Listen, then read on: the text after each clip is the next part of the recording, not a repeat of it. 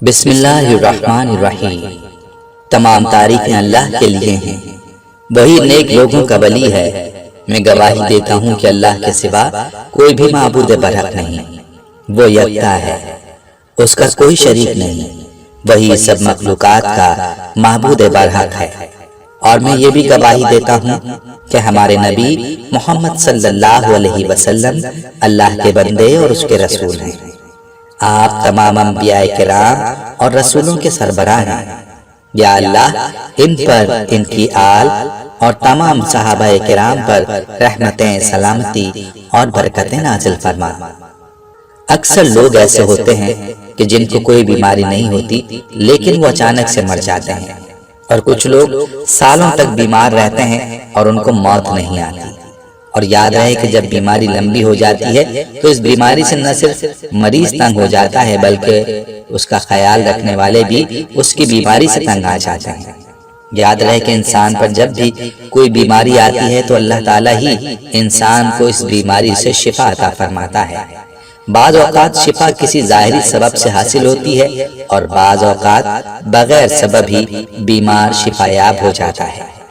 لیکن یہ بات یاد رکھنے کی ہے کہ شفا تو اللہ تعالیٰ ہی دیتا ہے، اللہ کے علاوہ کون ہے جو شفا دے سکے؟ اور اسی چیز کو اللہ تعالیٰ نے قرآن پاک میں اس طرح بیان فرمایا ہے، وَإِذَا مَرِضْتُ فَهُوَ يَشْفِينِ۔ ترجمہ، اور جب میں بیمار پڑتا ہوں تو اللہ مجھے شفا بخشتا ہے۔ سورہ شعراء۔ اسی لیے ہر مسلمان کے لیے ضروری ہے کہ وہ اپنی بیماری کے لیے شفا صرف اللہ تعالیٰ سے طلب کرے۔ یاد رہے کہ علاج کرانا منع نہیں ہے، لیکن علاج سے پہلے یہ ضروری ہے کہ نبی کریم صلی اللہ علیہ وسلم کی تعلیمات کے مطابق اپنا علاج ان چیزوں سے کرنے کی کوشش کی جائے جن میں اللہ کے پیارے حبیب صلی اللہ علیہ وسلم نے شفا بتلائی ہے۔ یاد رہے کہ قرآن پاک کو خود اللہ تعالیٰ نے مومنوں کے لیے شفا بتلایا، بلکہ یوں فرمایا کہ ہم نے اس قرآن کو مومنوں کے لیے شفا اور رحمت بنا کر اتارا ہے۔ معلوم ہوا کہ اس قرآن پاک میں اللہ تعالیٰ نے شفا رکھی ہے، لیکن افسوس کہ ہم لوگ قرآن پاک سے دور ہو چکے ہیں۔ آج کی ویڈیو میں آپ کو قرآن پاک ہی سے ایسا وظیفہ بتانے جا رہے ہیں کہ جس وظیفے کی برکت سے آپ کے جسم کے اندر کوئی بیماری نہیں رہے گی، ہر طرح کی بیماری سے آپ کو نجات ملے گی۔ یہ عمل بہت ہی پیارا عمل ہے جو کہ قرآنی عمل ہے۔ اس عمل سے اپنی بیماریوں کا علاج بھی کریں اور اپنے مریضوں کا علاج بھی اس عمل سے کریں۔ یہ عمل قرآن پاک کی کس آیت کا ہے اور اس عمل کو آپ نے کیسے کرنا ہے، اس بارے میں مکمل تفصیل جاننے کے لیے آپ سے التماس ہے کہ ویڈیو کو آخر تک ضرور دیکھیے گا۔ پیارے بھائیوں اور پیاری بہنوں، یاد رہے کہ اسلام ہمیں علاج کرنے سے منع نہیں کرتا، لیکن مسلمان کا چونکہ یہ یقین ہے کہ شفا تو اللہ ہی دے گا، اس لیے بیماری کی صورت میں سب سے پہلا جو کام مسلمان کو کرنا چاہیے وہ ہے رجوع اللہ، یعنی جیسے ہی بیماری کا سامنا ہو تو 2 رکعت نماز صلاۃ الحاجات پڑھ کر اللہ تعالیٰ سے دعا مانگیں اور اپنے لیے شفا طلب کریں۔ انشاءاللہ اس عمل سے اللہ اپنے بندے کو شفا دے گا۔ اگر شفا نہیں ہوتی تو پھر صدقہ کریں، کیونکہ احادیث سے یہ بات ثابت ہے کہ اللہ تعالیٰ صدقے سے پریشانیوں اور مصیبتوں کو دور فرماتا ہے، اور پھر بھی شفا نہیں ہوتی تو پھر معالج کے پاس جائیں۔ اس کے علاوہ احادیث میں اور بھی تعلیمات ملتی ہیں جو کہ بیمار کی شفا کے لیے بتلائی گئی ہیں، مثلا شہد کا استعمال کرنا، آب زمزم وغیرہ استعمال کرنا وغیرہ وغیرہ۔ پیارے بھائی اور بہنوں، معلوم ہوا کہ علاج کرانا بھی ضروری ہے، لیکن علاج کے ساتھ ساتھ اپنے لیے اللہ تعالیٰ سے دعاؤں کے ذریعے شفا طلب کرنی چاہیے۔ یاد رہے کہ وہ طاقت جو اللہ تعالیٰ نے قرآن پاک میں رکھی ہے اور آپ صلی اللہ علیہ وسلم کی زبان مبارک سے نکلے ہوئے الفاظ میں رکھی ہے، وہ طاقت دنیا کی کسی چیز میں بھی نہیں ہو سکتی۔ حضرت خالد بن ولید رضی اللہ تعالیٰ عنہ کا قصہ مشہور ہے کہ کفار نے ایسی زہر تیار کی کہ اگر زمین پر گرتی تو اسے بھی جلا دیتی تھی، اور کفار نے اس بات کا اعلان کیا کہ ہم نے اپنی تلواروں پر یہ زہر لگایا ہوا ہے، جس کے بدن کے ساتھ یہ زہر لگے گا وہ زندہ نہیں بچ سکے گا۔ جب حضرت خالد بن ولید رضی اللہ تعالیٰ عنہ نے یہ بات سنی تو ان سے کہا، لاؤ ذرا میں بھی تو دیکھوں وہ زہر کیسا ہے۔ کافروں نے جب آپ کو وہ شیشی دی تو آپ رضی اللہ عنہ نے حضور اقدس صلی اللہ علیہ وسلم کی بتلائی ہوئی دعا پڑھی اور وہ زہر کی شیشی منہ کے ساتھ لگا دی۔ कुफार की आंखें फटी की फटी रह गई। प्यारे भाइयों, इसे बोलते हैं यकीन।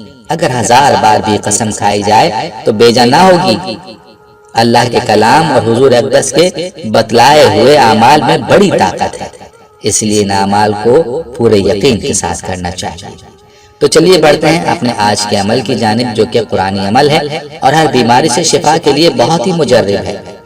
इस अमल की बरकत से इंशाअल्लाह आपके जिस्म की बीमारी से आपको निजात मिलेगी और हर बीमारी से आपको शिफा हासिल होगी। डॉक्टरों के पीछे भागने से पहले एक बात पर अमल करना आप में जरूरी है। इंशाअल्लाह आपको डॉक्टरों के पास जाने की जरूरत नहीं पड़ेगी। इस आयत में ऐसी ताकत है कि जिससे हर बीमारी अल्लाह के हुक्म से खत्म हो जाएगी। प्यारी बहनों और भाइयों, ये आयत जिसका हम आपके लिए अमल लेकर आए हैं, ये आयत सूरह इनाम की आयत नंबर 17 है और इस आयत की तिलावत भी आपके लिए की जाती है ताकि आपको ये आयत तलाश करने में आसानी हो। इस आयत को गौर से सुन लीजिए। बिस्मिल्लाहिर्रहमानिर्रहीम। व अन यमसस्का अल्लाहु बिज़ुर्रा फला काशिफ़ लहु इल्ला हुवा व अन यमसस्का बिखैरिन फहुवा अला कुल्लि शैइन क़दीर।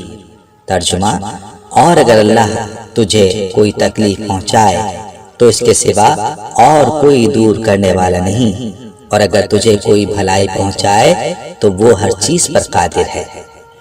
इस आयत का ये अमल ऐसा मुजर्रब अमल है कि जिससे आपकी इंशाअल्लाह हर बीमारी दूर हो जाएगी। इस अमल का तरीका यह है कि आपने इस आयत को सुबह के वक्त 33 मरतबा पढ़कर मरीज के ऊपर दम कर देना है। अगर मरीज खुद पढ़कर अपने ऊपर दम करे तो ज्यादा बेहतर है, वरना कोई भी एक इस आयत को पढ़कर मरीज के ऊपर दम कर सकता है।